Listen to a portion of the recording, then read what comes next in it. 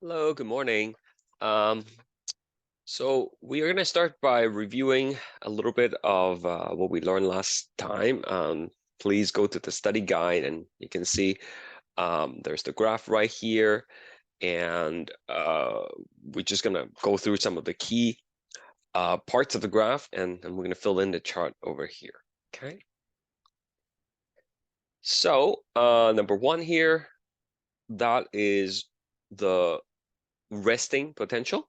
That's the name of the phase here. That's when the neuron is not doing anything. It's just sitting there and not transmitting a signal.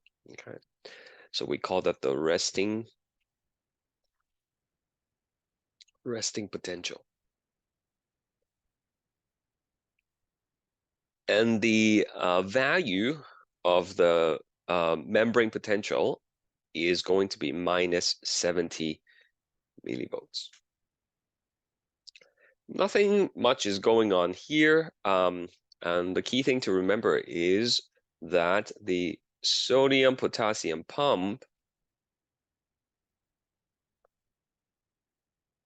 is responsible for creating. Okay, so sodium-potassium pump creates and maintains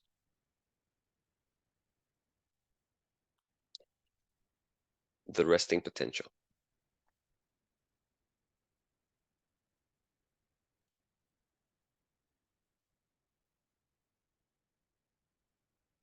Now, at this point, inside the cytoplasm, we have low sodium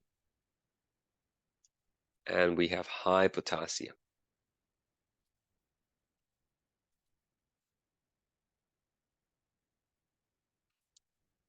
Okay, number two, a stimulus is going to arrive, right? Stimulus is going to arrive and is going to be pushing the membrane potential towards the threshold. Okay. So we don't really have a name for this, but we'll call it like stimulus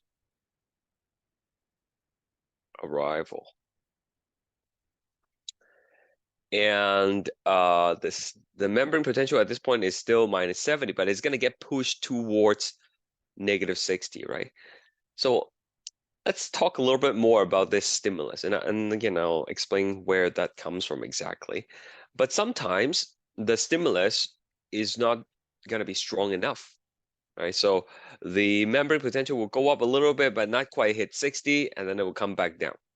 Right? Sometimes it's a little bit stronger, and then it will come back down. Only if it's strong enough to get past 60, then the signal will be propagated.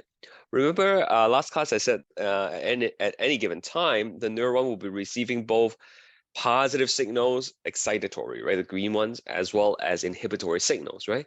So if the inhibitory signals are stronger than the excitatory signals, if you have more red arrows than green arrows, then they cancel the green ones, and you're not going to be able to reach 60, and you're just going to come back down. Okay, so you have to have sufficiently strong excitatory signals in order to reach the minus 60. Okay, so basically the neuron adds up, right? Adds up all excitatory signals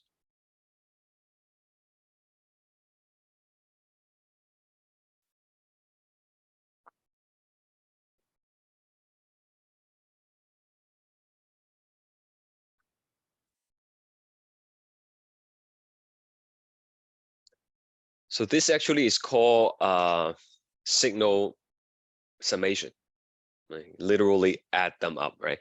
And it will make more sense later on after we talk more about it, why you can think of it as literal mathematic addition. Okay, because some ions, positive ones, will push it towards the negative 60, and then some ions that carries a negative charge will push it back down to negative, and it's just a matter of whether you have more positive charges or negative charges, right? So suppose you have enough excitatory signals, then we're going to get to number 3, which is the threshold potential. So at this point, we will reach -60, and then the voltage sensitive sodium channels open. Right? But not like all of them, right? Last time we talked about how long the axon is. It's only the current section. Sodium channels will open. Everything else is still kind of in its resting state. And as soon as we open the sodium channels, then the sodium will start coming in, right? Because they were high concentration outside and low concentration on the inside. And they didn't have a means to come in before, but now they do. And it's going to cause this to become very positive. So this rising phase is caused by sodium influx. That just means sodium coming into the cell. And as they come in, they cause the membrane potential to become more and more positive. So this phase, that's rising phase of the graph, we call it depolarization.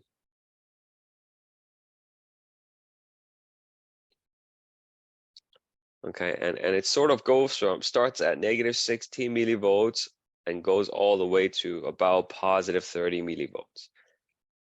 Okay, like these numbers might be a little bit different when you read it in a textbook or something. I just round them so that it's easier for you to remember. Okay. So key events: sodium ions enter the cell, enter the cytoplasm, causing the inside to be positive temporarily.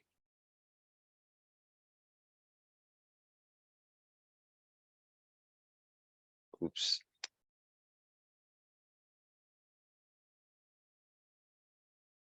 So just for a little bit, right? Not permanent. It's just a temporary switch.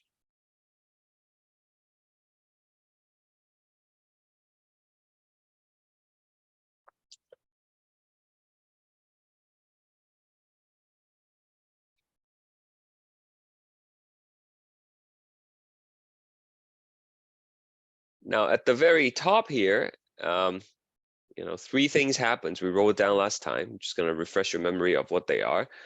The sodium channels of the so-called like current section closes, close. And then potassium channel open. Some sodium will move forward and it will cause sodium channels of the next section to open. It's kind of like a domino effect, right?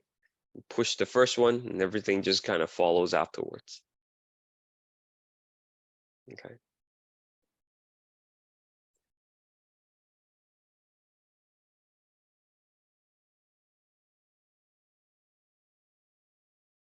Just pausing for a moment for you to catch up.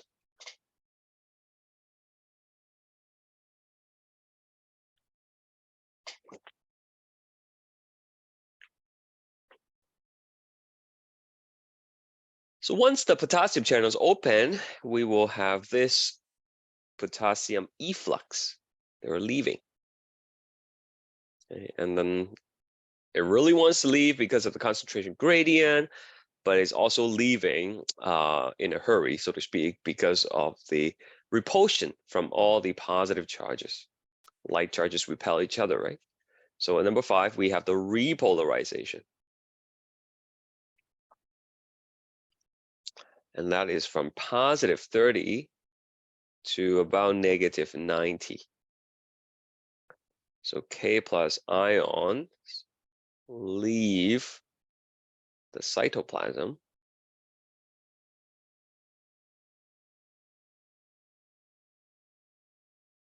driven by concentration gradient. And number 2, electrostatic repulsion. Okay, that's why so much of them leave, right? And it causes your membrane potential to become very negative.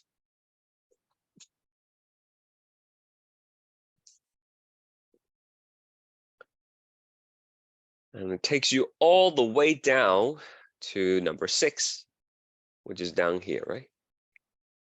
So that would be the hyperpolarization.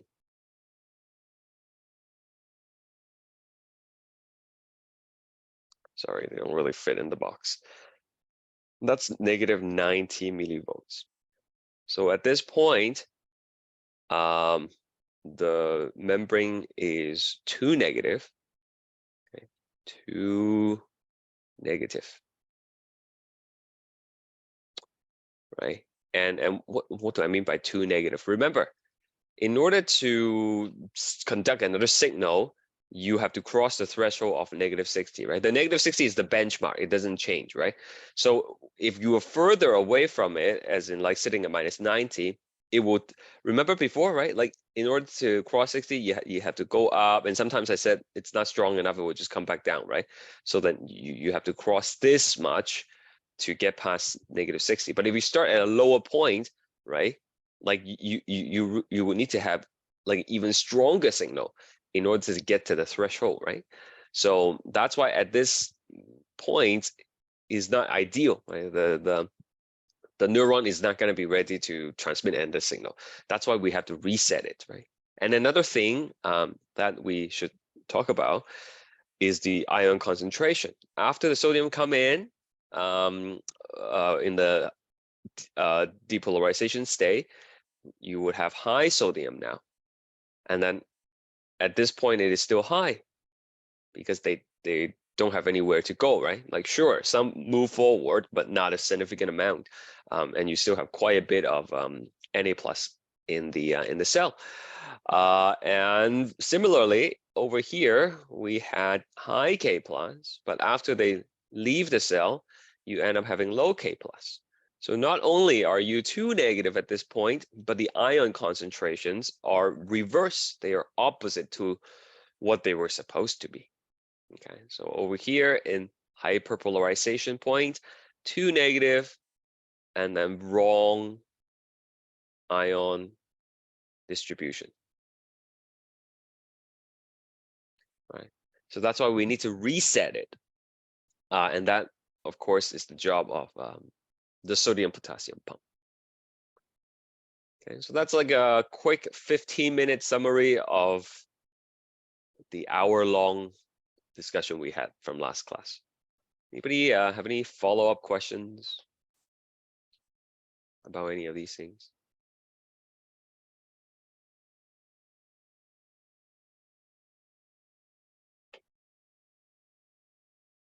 No, we're good. All right. Professor, is the axon like a single cell, just like they are there's just one membrane in a single cell? Yeah, so the neuron is a single cell, and then you have the axon. The axon, right? Which is part of the cell, right? It's not a cell on its own, right? So they're just we're just talking about this one cell, right? That's right. We're talking about how the signal goes down the axon of one cell. Okay. Okay, thank you. Yeah. Now another thing I forgot to mention last time is you know, in my diagram here, right? We have a neuron. What's missing on the axon? It was something that, you know, that I didn't draw on the axon. I don't have here. That should have been there. What is it? Myelin? Mm-hmm. That's right. I didn't draw the myelin, but that was to make it easier for you to understand, right? So let's draw some myelin on those Twinkie things that I keep on referring to, right? Let's just use orange. So there is a myelin. And, depending if you are on the CNS or PNS, the cell that forms the myelin is different, right? So in the central nervous system, the brain and the spinal cord, we have the oligodendrocytes that forms the myelin. And then in the PNS, we have the Schwann cells that forms the myelin, okay? And we do not myelinate the entire axon. If you do that, then there will be no place for the sodium to come in and the potassium to leave, right? So there are some gaps here, right? These gaps, they are called node of Renvier. Okay, and that actually is where the signal, that's actually where the ions are exchanged. Okay, so then the sodium's gonna come in here, and then the potassium's gonna leave. Okay, and then this section becomes positive, right?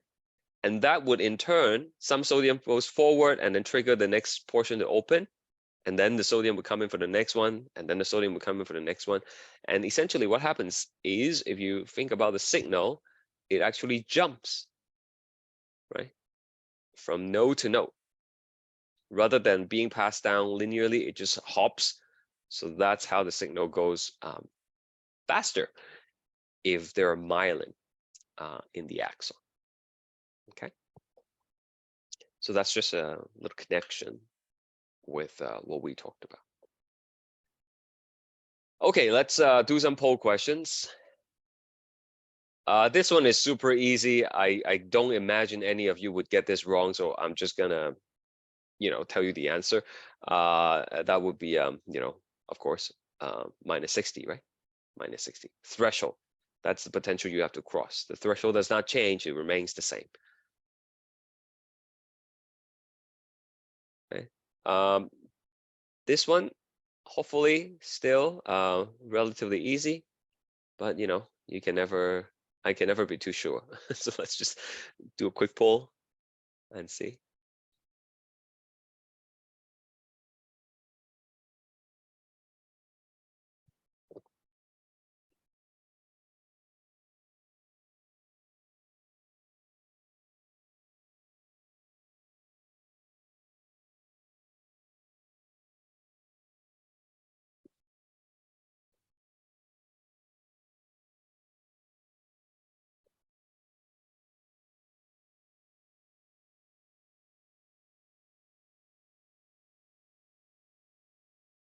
I only have 5 response. Where are the rest of you? The remaining 10 of you?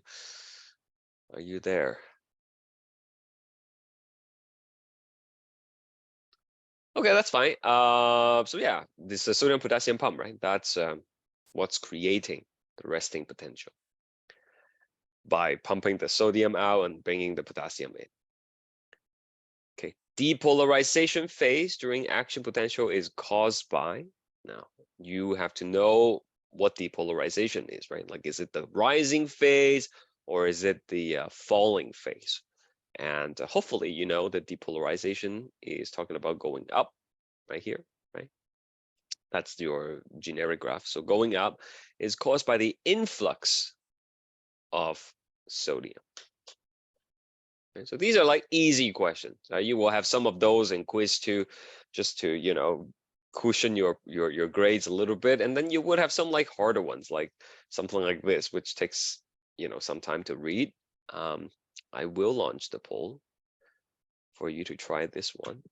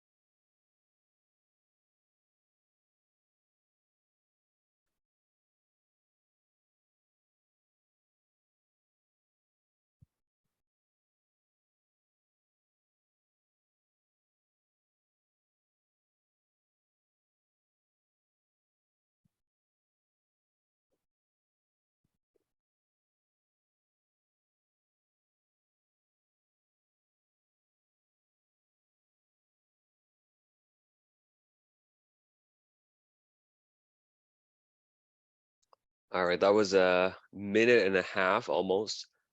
Anyone else want to log in their answers before I close the poll?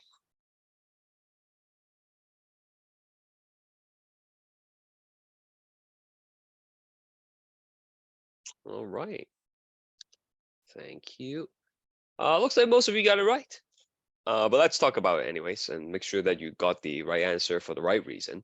And it wasn't like a fluke. So hypokalemia, that means too low of a potassium in the blood, and that could result in hyperpolarization of the membrane. Okay, so if we think about the graph, this would be like the normal one, and we will be starting at -70. But now, because of the hyperpolarization, we are actually starting at a lower point. Okay, we are like down here. Might not be -90, but that doesn't matter. It's just like it's lower point. Okay, so let's see. First one, some sodium gated channels will spontaneously open. Well, that's not true, because in order for the sodium channels to open, we have to be at -60, right, up here. And since we're much further away from the -60, they're not going to be triggered. Okay, if anything, the opposite, like hyperkalemia, that would cause the sodium channels to spontaneously open, because you're so close to the threshold. Then it's possible that the sodium channels gets a little bit too sensitive, and it would automatically get triggered. Okay, because you're really close to the threshold. Resting potential is more positive than normal. Not hyperpolarization is, you're further down, right? You are more negative than usual, which means, as I mentioned earlier, actually, a greater than normal stimulus is required to trigger action potential. Because not only do you need to make it positive, right, to get to -60, now you have a greater distance to go, right? The difference between -70 and -60 is 10.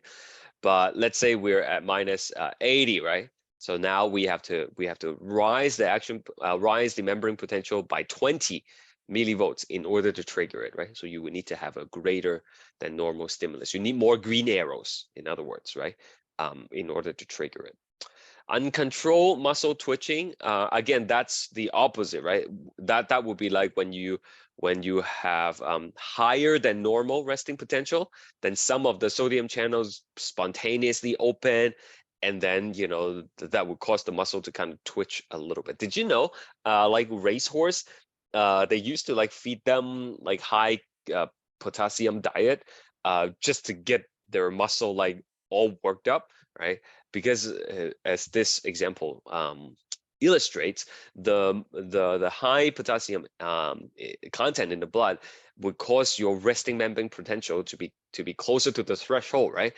And then it would open the sodium channels easier, and that sort of gives the racehorse a little bit of an advantage. Okay, but it's really not good for their health, of course, because it could affect their heart rate, for example, and then all these twitching could cause the muscle to spasm and so on and so forth. But that's something that is actually done in real life. Threshold potential does not change, remember? It's always -60. Okay? Regardless if you're closer to it, further away from it, it remains at -60. So the answer is C, all right? Hopefully that makes sense. Okay, let's take another note. Now we're going to talk about what happens when we get to the axon terminal. Okay, how does the signal go from one cell to another cell? I'm just going to start a new note, so it will be lecture 5, class note.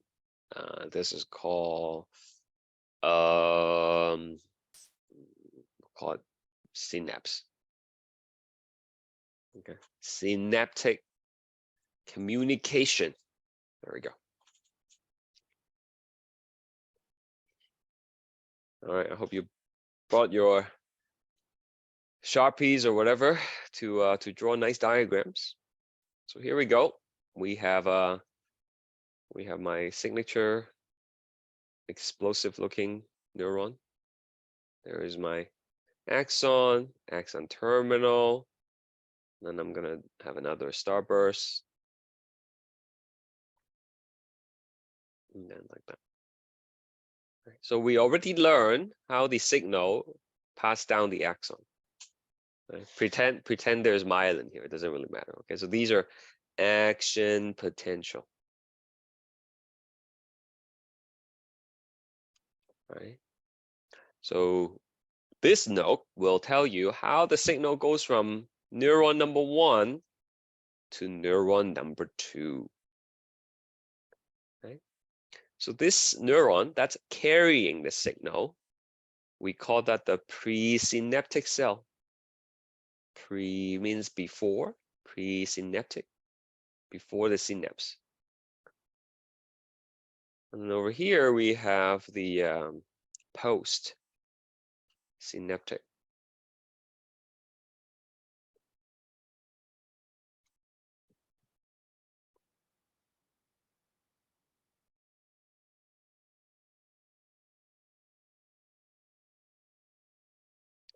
So we will zoom in here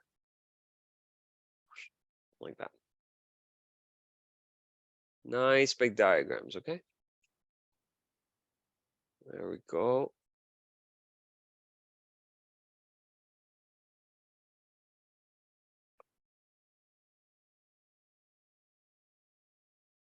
So this here is the axon terminal of the presynaptic cell. And this would be the dendrite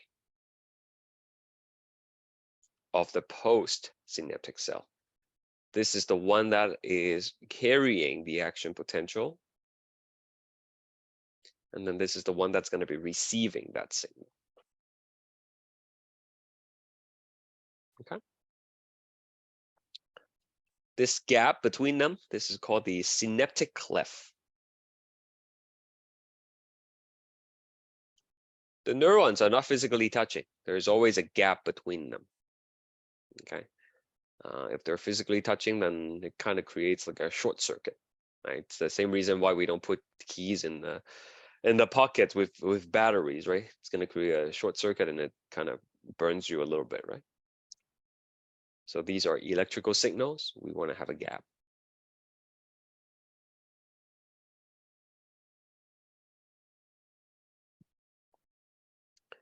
So located in the axon terminal of the neuron are these vesicles. And in the vesicles, we have these blue dots or green dots, purple dots, whatever you want. Okay, these are called neurotransmitter.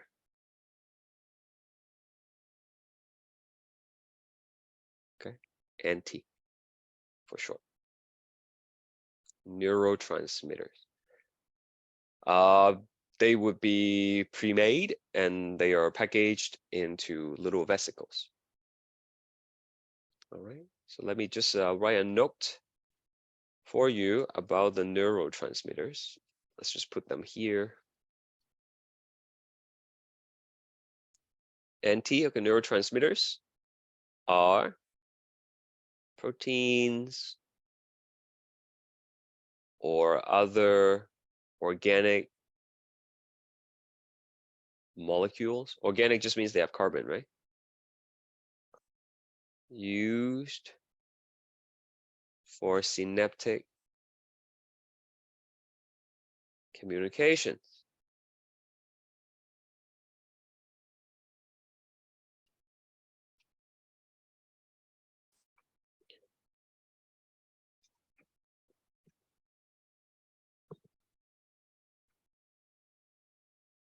Some neurotransmitters are excitatory. Okay, in other words, when they hit the dendrite, it's perceived as a green arrow, while others are You guessed it, inhibitory. Okay. Which means when it hits the dendrite, it's going to be perceived as red arrow.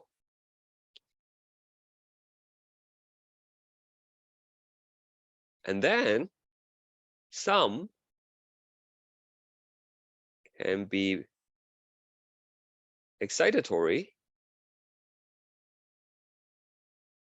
or inhibitory, depending on the location of the brain, for example.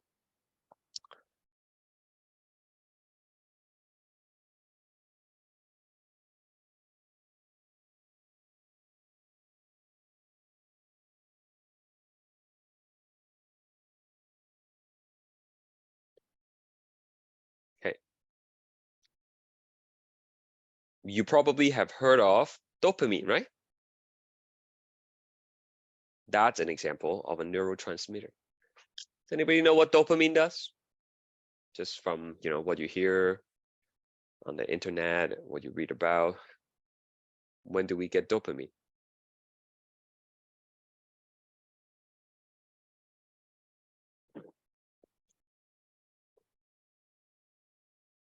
You guys have not heard of dopamine before?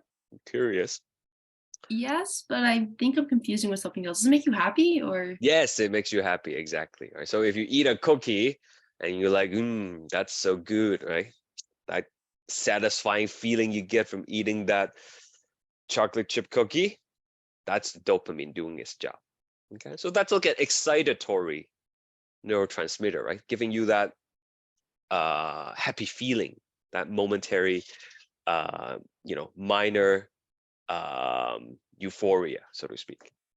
Okay, but dopamine. Is Sorry. it something similar to epinephrine? No, epinephrine is it's a hormone. That causes your heart rate to go. That's the fight or flight response hormone. Okay. Yeah. Thank you. Yeah, the sympathetic system, right, that we talked about. But dopamine in another part of the brain, called the substantia nigra, which we'll look into more details in a bit. In that region of the brain, dopamine is responsible for inhibitory signal, okay? And it suppresses unwanted motion. Right? So depending on the region of the brain, it could be excitatory, it could be inhibitory in the case of dopamine. Okay, so there are other neurotransmitters, okay? GABA, which is straightly inhibitory. We have things like serotonin, okay? That is responsible for regulating many things, including your mood, and we will talk more about that coming up. But these are just some examples. Okay, these are the 3 examples that we will discuss in more detail. So are we okay with the whole neurotransmitters, like what they are, and other stuff?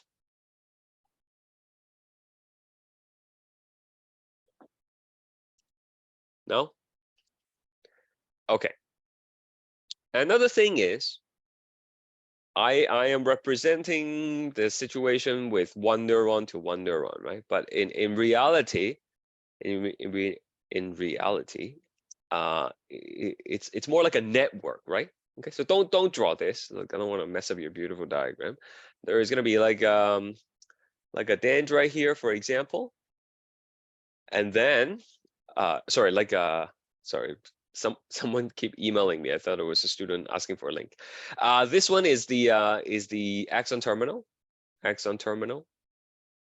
and then sure, you would have a dendrite of one cell, but then you might have another dendrite here, you might have another dendrite here, you might have another dendrite here. So there's all these connections, right? All these synapses that are nearby, and if you release the neurotransmitters, all of these neurons will be exposed to the neurotransmitter. but not all of them will be able to respond. In order for a neuron to respond to a neurotransmitter, it must have the right receptor. Okay, so I'm using color to represent it. And so if you're releasing the blue neurotransmitters, then on the membrane of the postsynaptic cell, you must have a blue receptor. Okay, for it. If we're releasing like purple neurotransmitters and the postsynaptic cell only have blue receptors, then they will not respond, even though there are neurotransmitters there. Does that make sense? Okay, so in order for cells to respond to a particular neurotransmitters, they must have the appropriate receptor for it. So to put it in like, proper terminologies, right? A neuron must have dopaminergic receptor on them in order to respond to dopamine.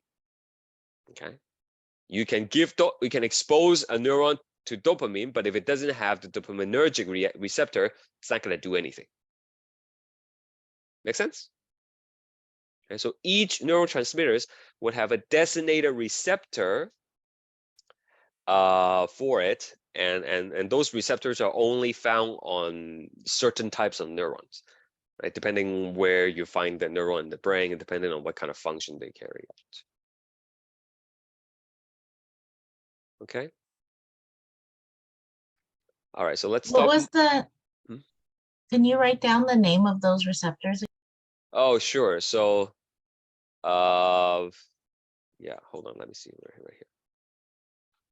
Let's put them in writing. A neuron can only respond to a given NT if they have the proper, if they have the corresponding, we'll say corresponding receptors for it, e.g.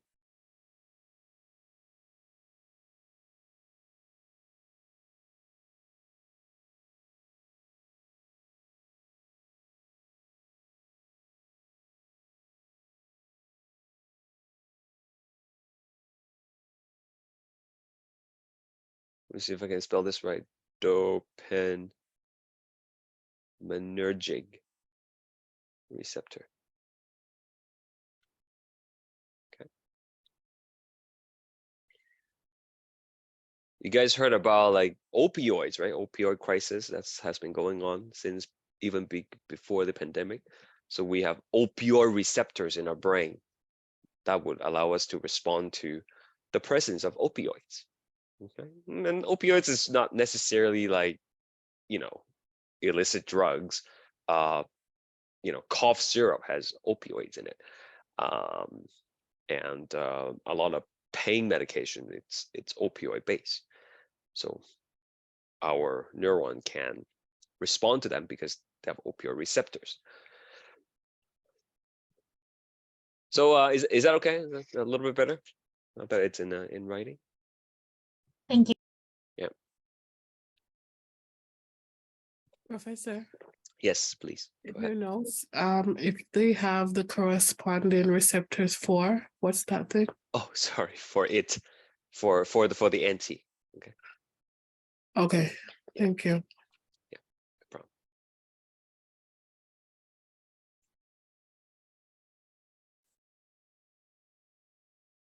Okay, so like again, right? Like just for the purpose of visually thinking about it, right? Basically, if you need to respond to the blue neurotransmitter, you need the blue receptors, right? To respond to the pink one, you need the pink receptors.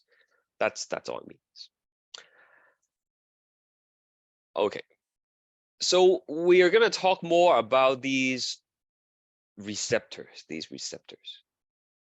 Okay, let's just put a star there maybe, and then I will continue Where should I go? Okay, let's just put it here.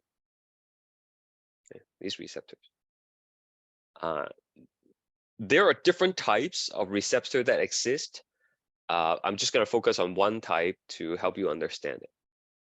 So we'll say some of these receptors are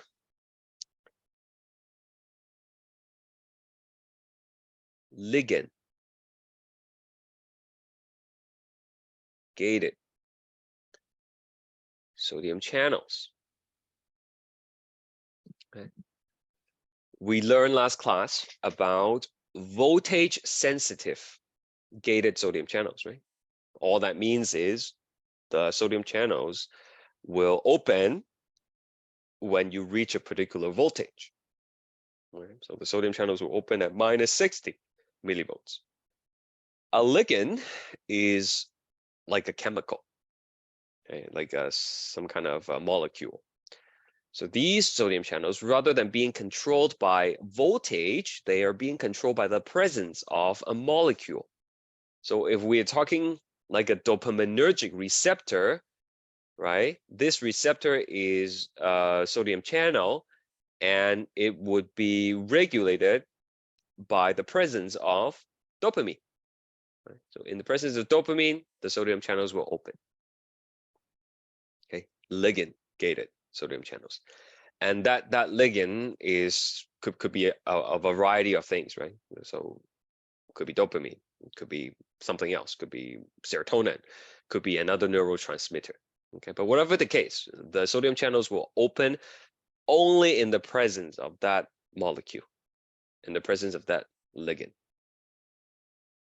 Okay, so now we have basically set the stage for the discussion now. All right. This, remember, is like part of an axon, right? This is axon. And we should know by now on the axon there are sodium channels, there are potassium channels, there are some sodium potassium pump, right?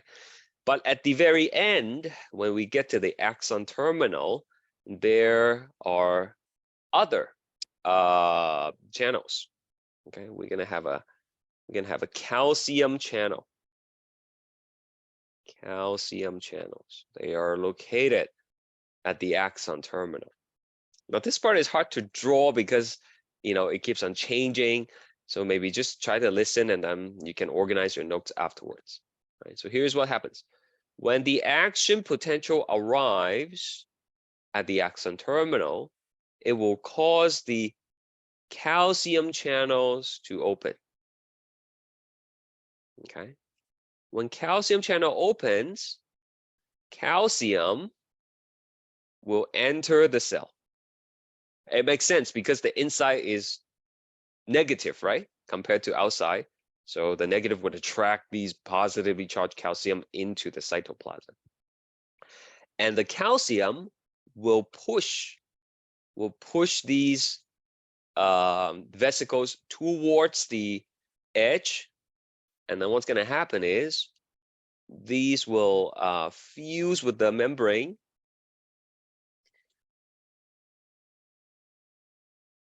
Fuse with the membrane. And then you will release the neurotransmitters into the cleft. Okay, so let me write that down for you. We'll call this like 1 and 2. Okay, so number 1, the arrival of action potential at the axon terminal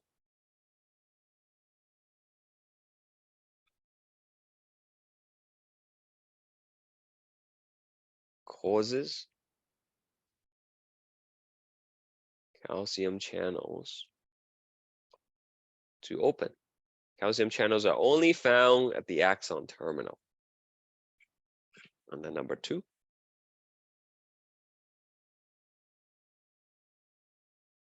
Calcium pushes vesicles towards the cell membrane to release neurotransmitters into the synaptic cleft.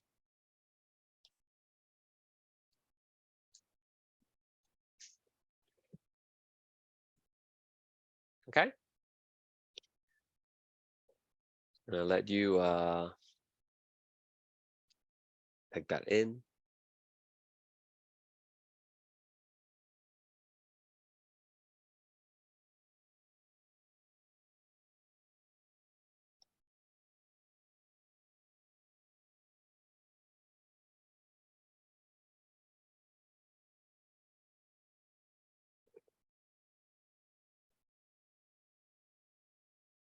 So we're gonna zoom in here and see what happens. All right, remember, this is a ligand gated sodium channel, right? So when the neurotransmitter here, whatever it is, doesn't matter if it's dopamine or something else, it's gonna bind to our receptor right here, and then it's gonna cause it to open. Okay, it's gonna bind to this receptor, and then, oops, it's gonna cause it to open. Okay. And when it opens, which way will sodium go? Into the cell or out of the cell? Well, hopefully you've been listening all along and you're able to tell that it's going to go into the cell, right?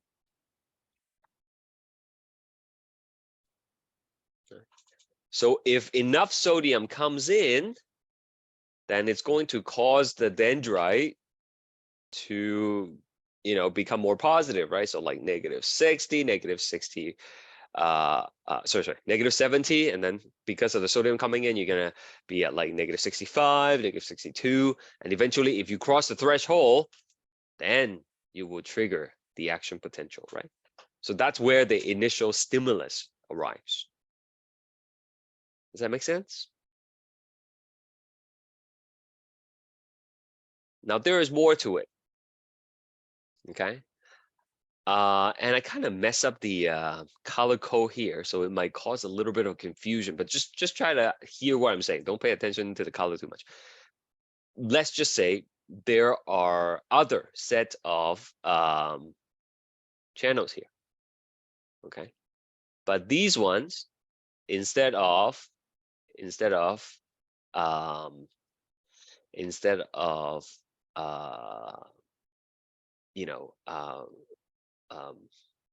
ligand gated sodium channels, okay, these are ligand gated chlorine channels. Okay, and that could happen. There are various types.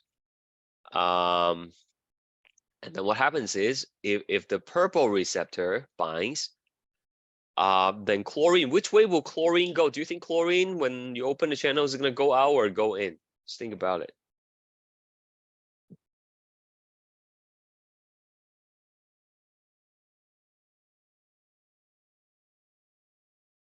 Chlorine go out Why is that? because it make the brain potential more positive that way. I think you're onto the right track here. Originally, it's minus on the inside, right? -70, right? So negatively charged stuff would want to get pushed out, right? So chlorine is negatively charged, and then what's going to happen is it will push the chlorine out like that. Okay. So in this case, the sodium channels are causing the membrane to be more positive, and then the chlorine channels is causing the membrane to become more negative. So they're competing with each other, right? And so in this respect, the blue neurotransmitters over here is an excitatory neurotransmitter. It pushes the membrane closer to the threshold, whereas the chlorine channels here, the purple one, the purple neurotransmitter, is an inhibitory neurotransmitter because it's causing the threshold to become more and more negative, right? So the blue one is pushing it closer to the threshold, and then the purple one is bringing it further away from the threshold. Then ultimately it comes down to adding up all the positive charges and all the negative charges and see which one is winning. If you have more positive and it's able to push over -60, then you will have an action potential in the postsynaptic cell. If there are more suppression, more inhibitory signals, then the chlorine is gonna be pushing it further and further away from the threshold, and you never get to have an action potential in the postsynaptic cell. Okay, so all that it's a little bit complicated, but you know, can I clarify anything for you guys? Please let me know. Can you zoom out? Sure. That was an easy request. Any harder questions? Professor, I'm a bit confused. Can you elaborate a little bit of everything you just said about how? Sure, no problem. I'm sure Sorry. you're not the only one. Min, are you okay with the diagram? Can I move away? I want to see the 1 and 2 on the. Oh, there, yeah, okay. All right, so yeah, let me know when you're good to go, and then I'm gonna try to explain this again.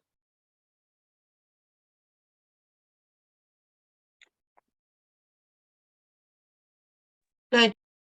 All right, thank you. So the question here is, will this neuron transmit a signal? Okay, so this is the second neuron, right? So this second neuron is going to be receiving green signals, the excitatory signals, carried by neurotransmitters that are excitatory. Okay, and then it's going to be receiving signals that are inhibitory as well. Okay, so maybe, you know what, let me just try to redraw this with actual corresponding colors. I think that's probably why you know, some of you might be a little bit confused. Okay, so let's say this is there is a presynaptic cell here, and that's the action potential. Here is another one, action potential, and then we will say this one over here, this one here has neurotransmitters that are excitatory. Okay, green for excitatory. And then this one, we will have signals that are inhibitory. Okay. And then over here, we would have a dendrite. We have a dendrite of a neuron that is going to be responding to these neurotransmitters. Okay. So on the surface of this receiving neuron, of this postsynaptic cell, it's going to have receptor for the green neurotransmitters, right?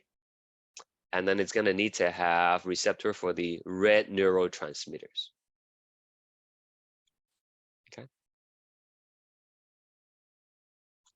Are we okay so far with this setup? Yeah, okay, so far. Okay.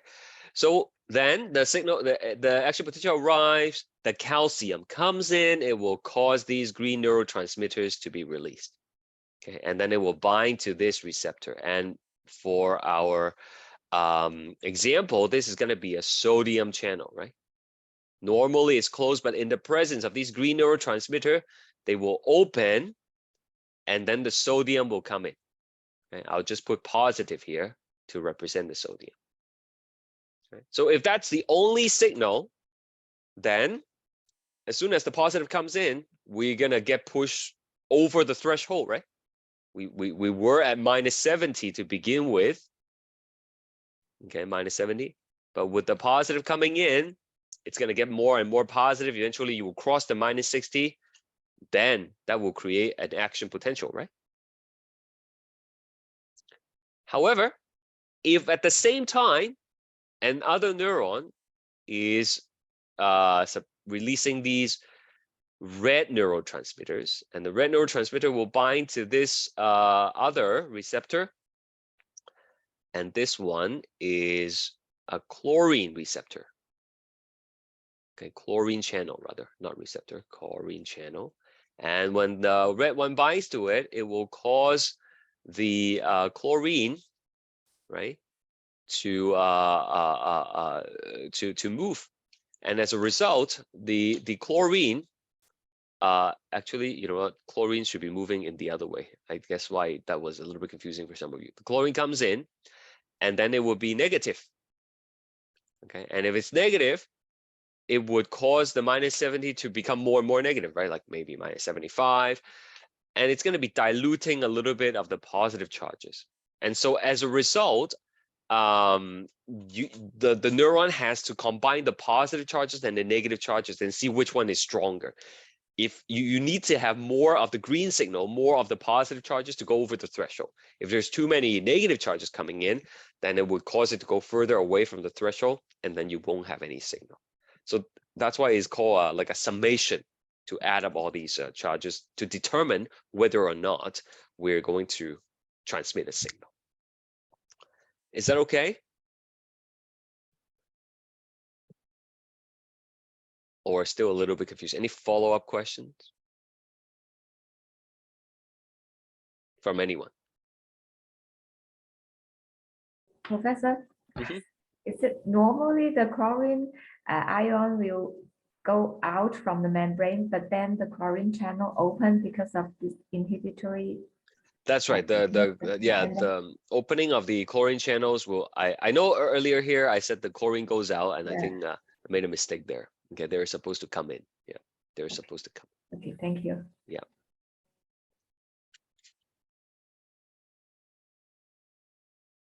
Anyone else? All right, all right. So after the neurotransmitters, okay, there is a question. That the neuron needed a much more positive charge, what will happen to the negative channel? If by chance that the neuron needed a much more positive charge, what will happen? Can you elaborate on your question, Elisa? I don't think I fully understand what you mean by that.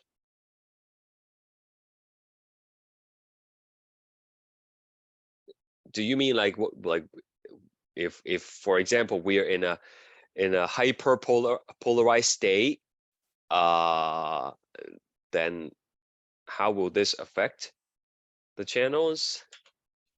Or So, sir, just curious if it's like the neuron that receiving the Na channel and Mhm. like the chlorine channels, Mhm. and if by chance it needed more positive to like for it to be like the neurons to be more positive, the to one that get to -60? yeah, like will the chlorine channel closes or something, or it's Oh, it will so still okay, keep I see what you receiving? mean. So Yeah. the chlorine channels and the sodium channels, they are not, in this particular case, they are not responding to the voltage at all. Okay. The only thing that's controlling whether they're opening or closing is the presence of the corresponding neurotransmitter. Okay. So they will remain open as long as the red ones are there, right? Okay. Okay. Yeah. Yeah. That's it. So that leads to another point.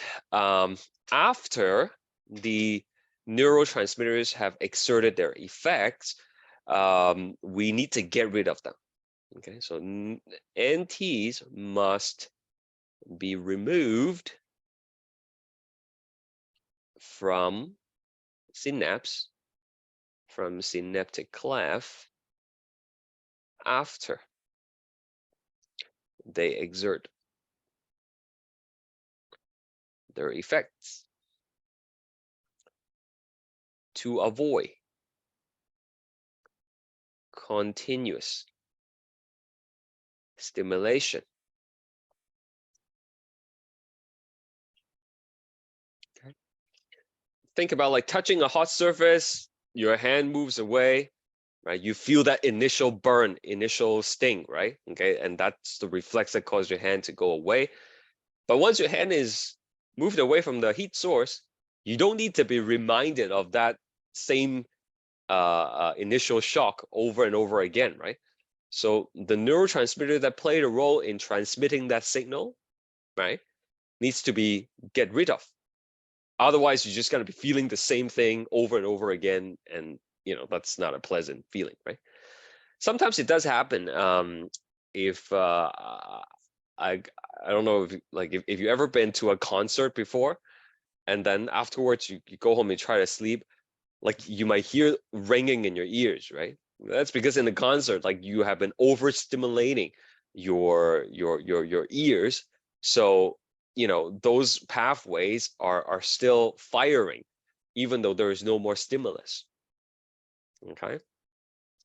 Same thing. Sometimes if you go on a boat ride, like a extended one, like go on a cruise or something, after you get back on land, right? When you try to sleep at night, you still kind of feel the room is moving a little bit, right? And again, it's this overstimulation of those pathways. So we don't want that normally, okay? Especially if it has to do with like intense pain or something like that. We want the neurotransmitters to be removed from the synaptic cleft after they exert their effect. And there are different ways to remove the neurotransmitters, okay? So we can remove them by reabsorption.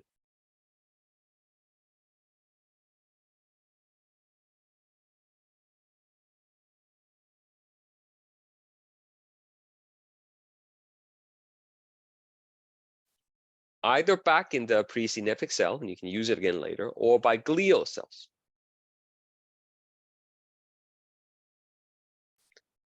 And secondly, the receptors, sometimes they have enzymatic activity, okay? So they can be broken down by enzymes. Okay.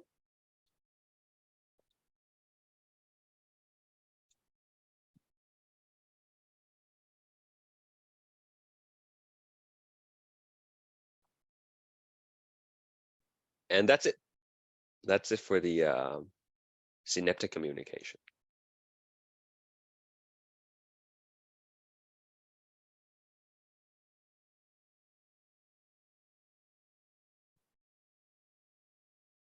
By reabsorption, do you mean it travels back up the axon? Yeah, it well, not up the axon, but then it goes back into the axon terminal, right? So like it would be like endocytosis as opposed to exocytosis. It just goes right back into these vesicles, and then you can use it again later.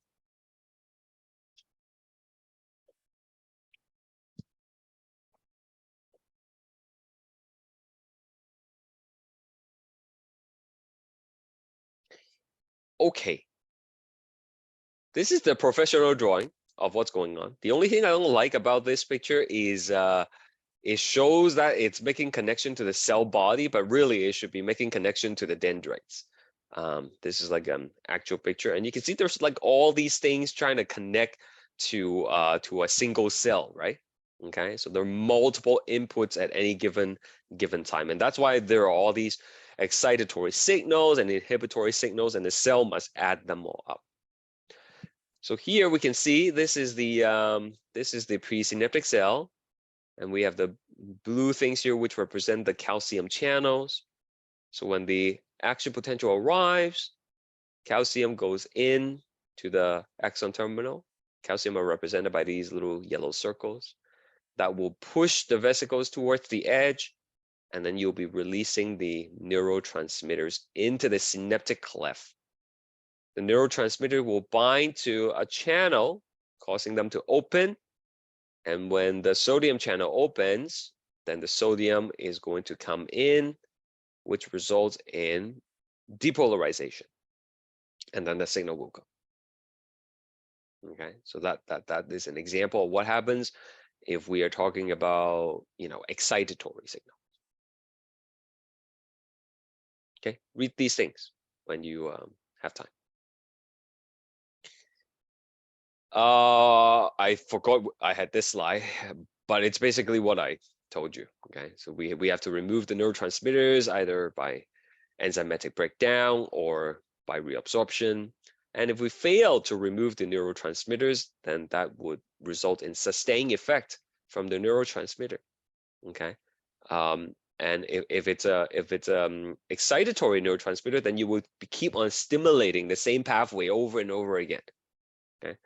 If it's a inhibitory pathway, then you will be suppressing that pathway over and over again. That's not a good thing either, right? Sometimes you let's say, okay, I have to move the muscle, right? Let's say I move my bicep to contract my bicep to move the arm this way, but when I move the bicep, I have to inhibit my tricep, right? If both the muscle move at the same time, then my hand just get locked, right? So to contract the bicep, I need to inhibit the tricep.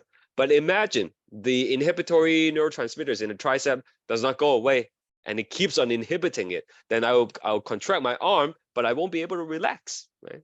So we don't want that, right? We want the neurotransmitters to be removed after they exert their effect. Okay.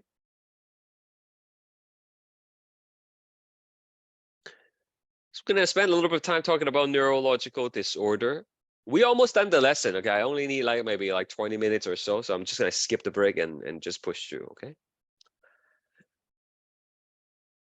So disorders of the nervous system often involve disruption of signaling at synapse. Okay, so sometimes it's because we have too much of a neurotransmitter or not enough of a particular neurotransmitter.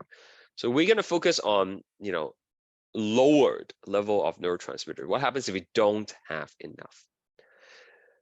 Well, the logical thing to do when you don't have enough is to give more. So most treatments involve aiming to raise the level of neurotransmitters. Okay. In some cases, you're able to give them an analog, something that resembles a natural thing, and then it's like taking supplements. Right? If you don't have enough let's say some people don't have enough calcium, they take calcium supplements, right? So if you don't have enough neurotransmitter X, then you take the neurotransmitter X as supplement to boost the level.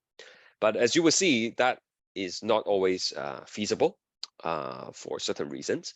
Then instead of boosting the lower neurotransmitter, you want to prolong the activity of those neurotransmitters at the synapse.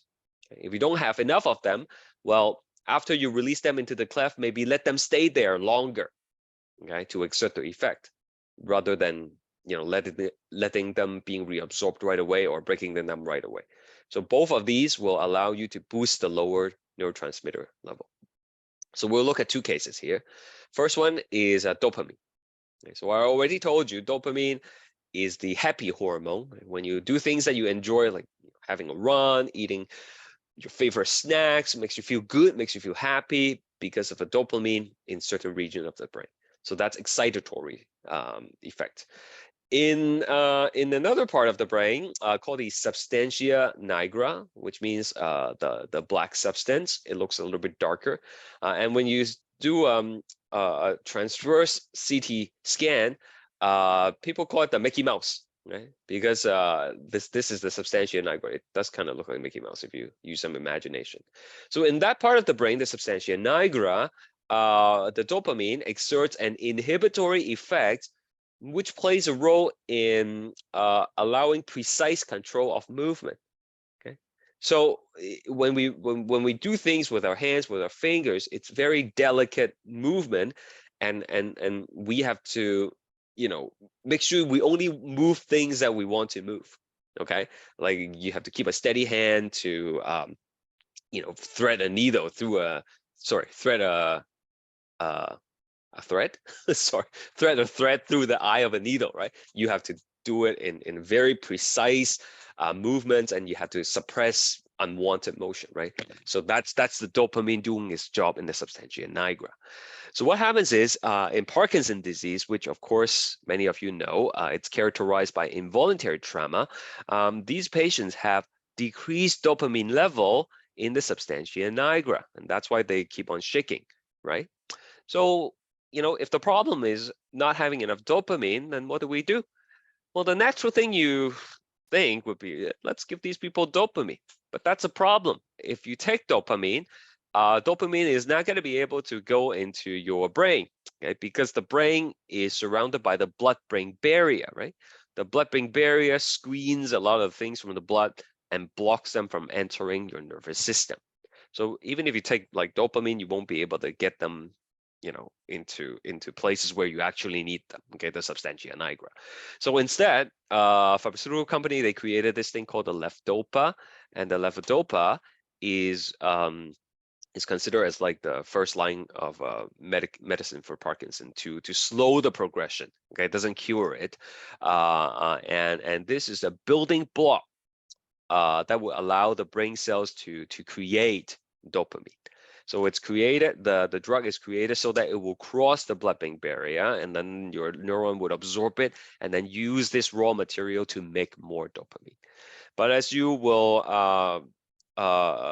notice, many of these drugs that targets on the neurons and stuff like that, your brain gets used to it over time, and then their effects is going to be reduced over time, and you eventually is going to get to a point where it won't work anymore. Okay, it's like drinking coffee, right? I don't know if any of you drink coffee, but if you do, you might remember drinking it for the first time, right? It gives you that very strong stimulation, and you can stay awake for like quite some time, and then you feel energized. But over time, if you keep on drinking it, like you could drink a double, large double or whatever, right? And you won't feel the same effect. It's like as if, you know, it's not doing anything to your body anymore. So for many of these drugs, it's the same thing. Your brain gets used to it, it gets desensitized to it, and you will need a higher and higher dose. And eventually the dose would be so high that it would start to have negative effects. And that's why these drugs are not cure for the disease. It's just to slow the progression. For very advanced stages of Parkinson disease, sometimes they can do something called like deep brain stimulation. And for something like that, they actually open up the person's brain, and then they would stimulate the different regions of the brain with small electrode.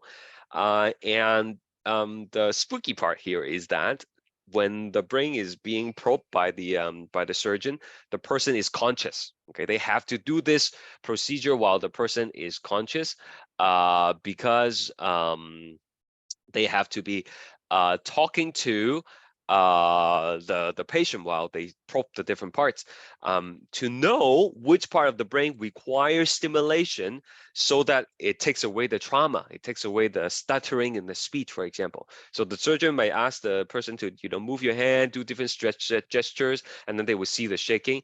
But when they stimulate the right part of the brain, they will see a sudden improvement in the motor control. Right? They will see that their speech is more fluent, right? And then they know that's the right part, and they will implant a little electrode there in that part, and that would get hooked up to something similar to the heart pacemaker, and it will regularly deliver stimulation to that part of the brain to, you know, to suppress the symptoms. I mean, like, this is very high risk, obviously, because you're opening up the brain and you're poking it here and there. But, you know, sometimes when you are at very advanced stage and this is the only thing that helps, some people would do that. Any questions about Parkinson? Ultimately, it's a reduction in dopamine, and then you have to try to raise the level.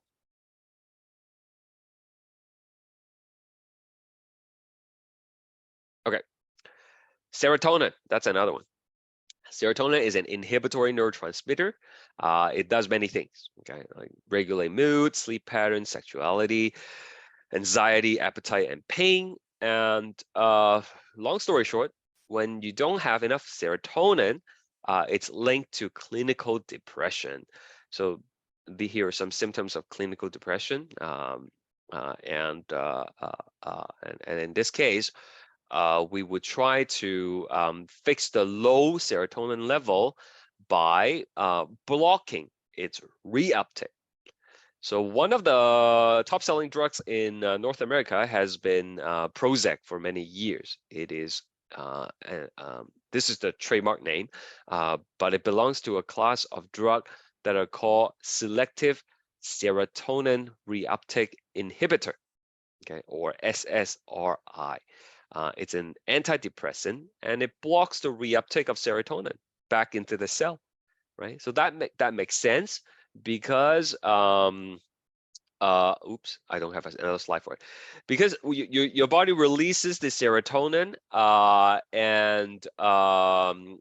into the synaptic cleft, and it exerts its effect, and then you will reuptake them, right, with reabsorption.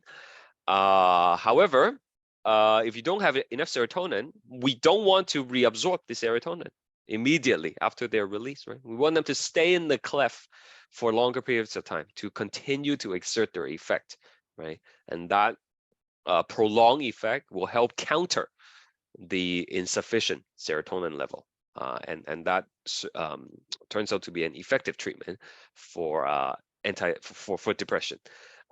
But like I said, many of these drugs, your body builds tolerance to it, and over time they don't really quite work as well. How does one test their serotonin level? I think it's a blood test. Okay, that can be done to check for serotonin. So that's pretty much it. Any question at all? It's a really complicated lesson. I understand, but you have like a whole week to go through them, and you know where to find me if you need help. Now, I just want to take up these two application questions, and I'll send you on your way. Is the issue low serotonin or faulty receptor? Low serotonin. Okay, low serotonin. That's why we want them to hang around in the cleft for longer, right? So we could prolong their effects. The receptors are fine. Okay, let's take a look at this first application question. Adenosine acts as a neurotransmitter. This is the same adenosine in the adenosine triphosphate, okay? ATP. When sufficient level of adenosine builds up, it slows neuronal activity. Professor? Yeah. Quick question. Sure. So when you take Prozac, is it temporarily, or is it just a temporary fix, or Yeah, do you have it's to take not this for a lifetime? It's And not what is- from what I understand, it's not a cure. But definitely it's not a cure, okay? But in terms of like lifetime taking it, I don't think so. Okay. I actually had a relative who was on this medication, and he took it, and immediately in the first weeks of the treatment, he felt better. Okay, and then there are other interventions that he had to go through to counter the depression, and then you slowly wean off the drug afterwards. Okay, you cannot just stop out of nowhere, because it's like I'll explain more in this question, but for many of these things that acts on the brain, if you have been using it for a prolonged period of time, and then you stop all of a sudden without tapering, then your body goes into withdrawal, and then you have very, very bad withdrawal symptoms, right? So in my relative case, he was able to wean off, and but during the course of treatment, like I said, there are other things that he has to do, right, to help counter the depression, right? It's not all neurological. Sometimes there are, like, you have to do exercise, or like other things that you have to pinpoint the source of the depression in some cases, right? And he was able to wean off.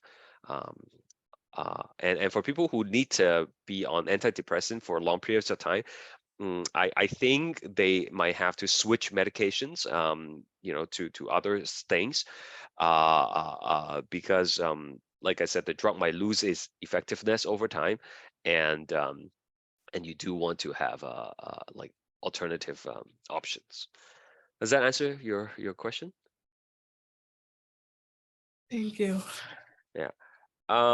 Min asks, is trazodone the same as Prozac? It's used for, again, based on my very limited understanding, it's also used for antidepressant, but the mechanism is different. Okay, Prozac works by blocking the reuptake of serotonin, but the trazodone, it works by increasing actually increasing the level of serotonin in your body. So we call that like a serotonin like modulator, as opposed to a serotonin reuptake blocker inhibitor.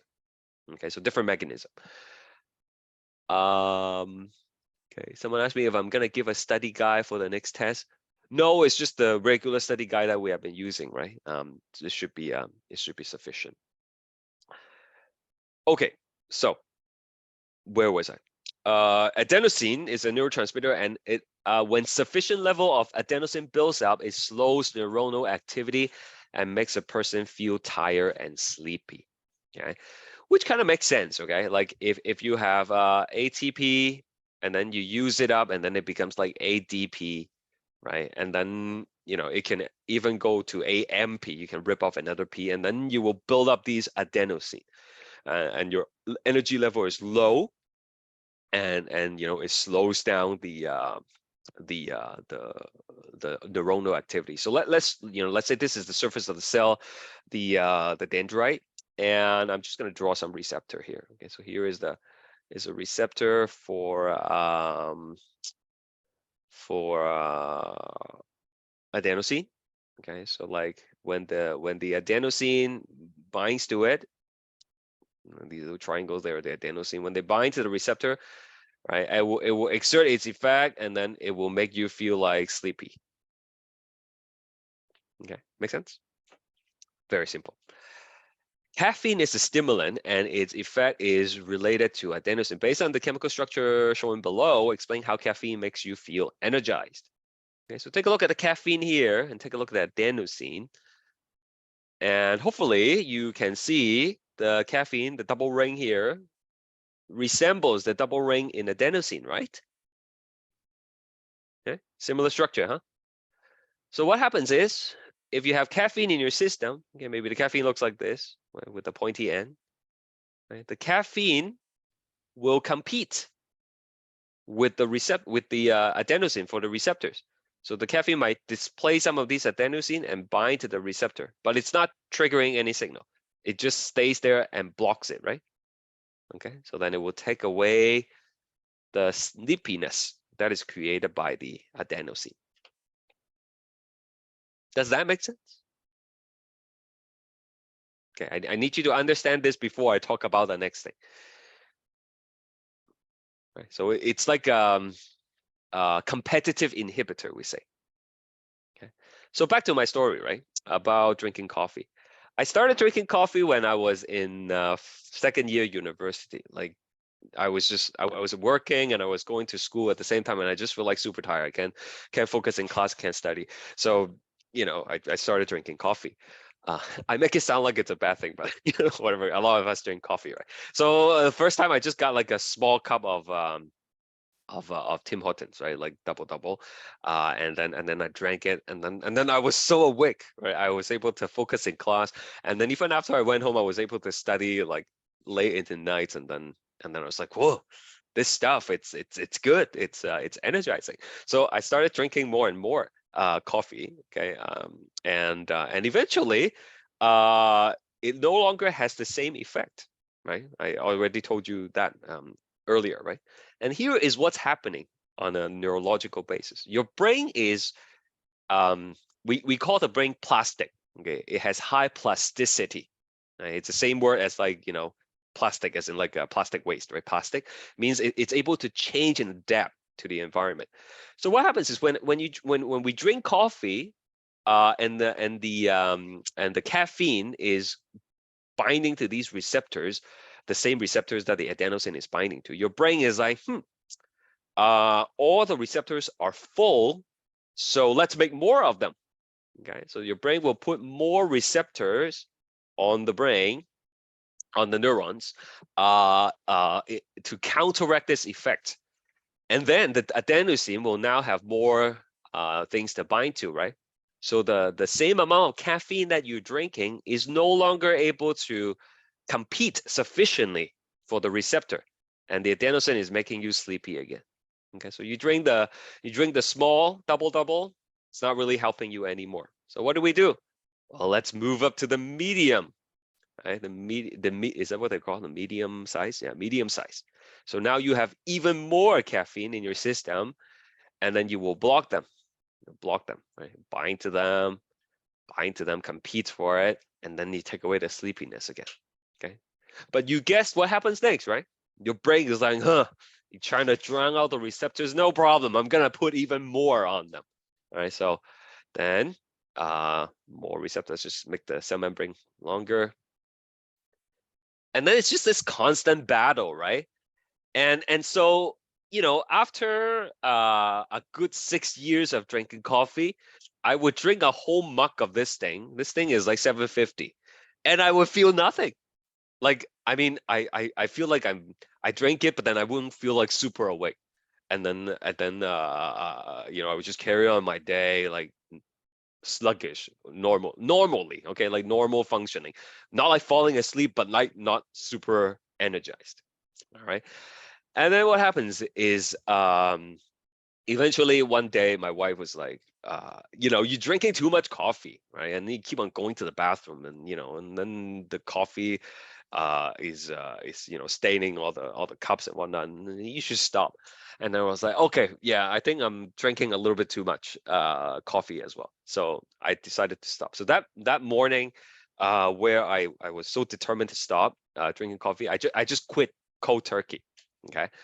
And then I went to teach math that morning, I remember, and it was an 8:30 class, and my head was like throbbing, and I can't focus, and I can't even do like basic calculation on the class on the board. And then the class is like, "Are you sick, sir?" And I remember saying, "No, I just need my cup of Joe." Right. So what happens is when you don't have the caffeine intake, regular caffeine intake, all of a sudden all these competitions are not there anymore. Right? So you have all these free receptors, right? And what happens is the adenosine was like, oh, hey, let's bind to all of them, right? So then you're feeling like extra sleepy, okay? And your body just crashes, all right? So that's why you can come off of these things like abruptly. Some people can, okay, because of, you know, maybe different physiology. For most people, when you are dependent on a substance that have an effect on your brain for so long, you have to taper it off, right? So I came up with a plan, right? I instead of drinking like a whole 750 mug, oh, my mug has disappeared. I have 750 mug. I start by reducing it by, you know, 1/3. Okay, and then I went on that for like 2 weeks. You know, I feel a little bit tired, but like not like crashing, not like, you know, not able to teach, right? So then afterwards I reduce it a little bit, and eventually I wean off the coffee. So I haven't drank coffee for, you know, 10 years now. And you know, I still want to sometimes, but it's worrying, because I worry that I'm gonna get dependent on it again, and you know, get these horrible headaches. So Shana asks, is this the same thing with energy drinks too? Yeah, of course, right? Because energy drink, the thing here is not the coffee that's causing the problem, right? The problem is the caffeine, right, in the coffee. So you have caffeine in other things as well, right? You have caffeine in Coca-Cola. You have caffeine in those energy drinks, the Red Bull, the Monsters. Okay? Name your poison, right? Okay. So of course, when we talk about something like caffeine, it's very innocuous. It's not something that is, you know, it's not illegal. It's not gonna have too much negative side effects. Okay, it's like a personal thing, right? Which is fine. But the same mechanism occurs for people who are on opioids. Okay, so a lot of, like, we don't have time to go into all the details, but you know, a lot of times people start on pain medications, and then for chronic pains, okay, like back pain or something like that, and they get their body gets addicted to the substance, and if they don't have a proper way of tapering off, right, then that could cause them to get addicted, and the withdrawal symptoms could be so great that they might turn to other sources to get their pain medications. There is a really good like a TV series that I've watched recently. It's called Doped, D-O-P-E-D, and it talks about, you know, the opioid crisis and how people got addicted to it. Basically, the company that makes these pain medications, the Oxycontin, you might have heard of it. They advertised it to doctors at the time that it is a drug that is non-addictive, and it's suitable for treating chronic pain. But it turns out they were lying. It's super addictive, and it got all these people hooked onto the drugs, and they were not able to come off of it, right? And many people became addict because of that reason. But that's for another course. If you are interested, you can look that up. I have a private message. People say coffee is good for you. Is that true? Like it's one of those things, right? Like if you search it on the internet, if you Google benefits of coffee, you will get like thousands of hits that tells you how good coffees are. If you Google coffee is bad for you, you will also get 1,000 of sites in telling you the problem with coffee. It's one of those things that really depends on how the research is being conducted, right? We learned about scientific method last semester, right? A lot of these studies are not necessarily scientifically sound, right? My personal opinion is in moderation, it's probably okay, but excess, then probably not good. And when your body gets dependent on it, it might not be a good thing overall. But anyway, that was like a really long 10-minute whine about my coffee addiction. But hopefully you understand how it relates to the brain physiology and the stuff that we were talking about. Okay, last question. GABA is a neurotransmitter that causes Cl- to enter neurons or K+ to leave the neuron. Based on this information, predict the effect of GABA on neurons with GABA receptors. This is very simple. Right? If the GABA receptor causes chlorine to come in or potassium to leave, then essentially what you're doing is you are hyperpolarizing your resting potential, right? With the chlorine coming in, you're making your cell more negative. With the potassium leaving, same thing. You're pushing your -70 to like maybe -80 or maybe even -90, and that makes it more difficult to stimulate a neuron. That's why GABA is an inhibitory neurotransmitter. Okay, it inhibits the neuron by lowering the resting potential. Okay, so again, it's always a constant competition between excitatory and inhibitory signals to determine the final outcome. Okay, and these are things that happens all the time, right? If you have cravings for like a snack, right? 10:30 in the evening, and you really crave for this chips, and you're debating, should I have it or should I not have it? On a physiological level, it's actually these signals competing for each other, right? You have your conscious suppression. It's like, I shouldn't. Maybe I should watch my diet. Okay, I shouldn't, have that bag of chips. And then you have these cravings. You're like, you should. Remember last time you ate it, those chips were so good, right? You want that dopamine a pathway to light up, and it's kind of like a competition. But on a more serious note, right? A lot of the decisions we make on a daily basis, is going to be relying on these signals as well, and we'll learn that next class. We have like a limbic system, which evaluates the situations that we're in, and it helps us make survival type of decisions. Okay, think of like when we were once living in the wild. And then you have to go out to forage. Okay, so do you go forage the food at the risk of being attacked by, I don't know, like a bear or something, right? So these kind of signals, the excitatory inhibitory signals, kind of help us drive these survival instincts. We're going to talk more about that next class. But for now, that's it for today. It's a relatively short class. You will have your quiz on the Wednesday after the reading week. No class next week. And enjoy your reading week. Okay, have a good one, guys. Bye for now.